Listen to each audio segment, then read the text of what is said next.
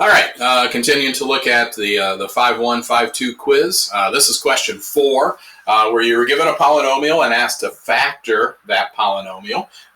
Factor simply means to write it in terms of multiplication. This is usually the distributive property backwards, or the double distributive property backwards. So if we're asked to factor this polynomial, the first thing I always look for is do all 3 terms in this case, and again, I'm going to write that as plus -5 for right now. I'm not going to be able to see that. Do all 3 of those terms have any factors in common? Do they have anything that they're all being multiplied by? X cubed, 4x squared, and -5x all have an x in common. So I can undistribute or factor out that x. And what that'll leave me is x times what would give me x cubed. That's x squared.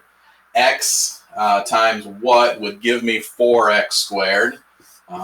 That's 4x. And then x times what would give me -5x. That's -5. All right. So I've done one step of factoring. Now this next step is to see if I can factor this trinomial. Again, good news is the coefficient of my x squared is just 1. So that means I can simply look for factors of -5. Are there any factors of -5 that add up to 4? Are there any numbers that multiply together to give me -5 but add together to give me 4? And yeah, there are. It would be +5 and -1. All right.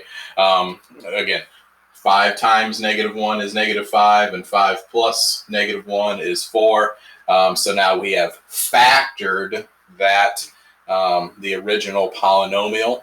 If I multiplied all this back out, I would get this answer. But I've taken this polynomial and written it in terms of all multiplication. X times x plus 5 times x minus 1.